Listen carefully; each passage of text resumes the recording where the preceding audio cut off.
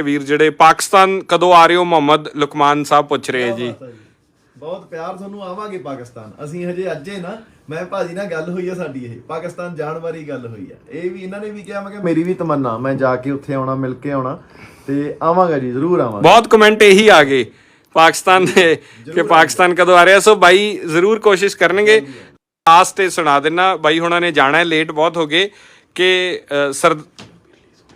ਪਾਕਿਸਤਾਨ 'ਚ ਫਿਲਮ ਵੀ ਭਾਜੀ ਕਹਿ ਰਹੇ ਸ਼ਾਇਦ, ਫਿਲਮ ਵੀ ਸ਼ਾਇਦ ਫਿਲਮ ਰਿਲੀਜ਼ ਕਰਾਂਗੇ ਪਾਕਿਸਤਾਨ 'ਚ ਜੀ। ਸਾਰੇ ਜਾਣੇ ਜ਼ਰੂਰ ਦੇਖਿਓ ਫਿਲਮ, ਤੁਹਾਨੂੰ ਪਸੰਦ ਆਊਗੀ। ਤੇ ਪਾਕਿਸਤਾਨ ਗੇੜਾ ਵੀ ਮਾਰੂਗਾ, ਬਾਬਾ ਰੱਖੇ ਸੁੱਖ। ਜਲਦੀ ਆਉਂਗਾ, ਮੈਨੂੰ ਆਪ ਬੜਾ ਹੈਗਾ ਲਾਹੌਰ ਦੇਖਣਾ। ਲਾਹੌਰ ਦੇਖਣਾ। ਅਬ ਲਾਸਟ ਇਹਨਾਂ ਦੀ ਹੈ ਕਿ ਕਹਿੰਦੇ ਕਿ ਸਰਦਾਰ ਮੁਹੰਮਦ ਦਾ ਗੀਤ ਸੁਣਾ ਦਿਓ ਬਾਈ ਜੀ। ਸਰਦਾਰ ਮੁਹੰਮਦ, ਬਿਲਕੁਲ। ਹੁਣ ਗੱਲ ਵੀ ਪਾਕਿਸਤਾਨ ਦੀ ਹੋਈ ਹੈ, ਹਨਾ। ਭਾਵੇਂ ਆਏ ਦਾ ਪੜ ਲੈ ਵੇ, ਭਾਵੇਂ ਗੁਰੂ ਨਾਨਕ ਦੀ ਬਾਣੀ, ਉਸ ਇੱਕ ਦੇ ਬੱਚੇ ਆ, ਉਸ ਇੱਕ ਦੀ ਐ ਕਹਾਣੀ।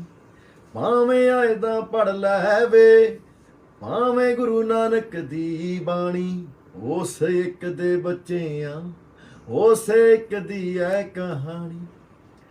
ਇਹ ਜੋ ਅੱਖਰ ਜੁੜਦੇ ਨੇ, ਹੋ ਜਸੜਾ ਉਹਦੀ ਹੀ ਐ ਆਮਦ। ਇੱਕ ਮਾਲਕ ਦੇ ਬੱਚੇ ਆ, ਕੀ ਸਰਦਾਰ ਤੇ ਕੀ ਮੁਹੰਮਦ।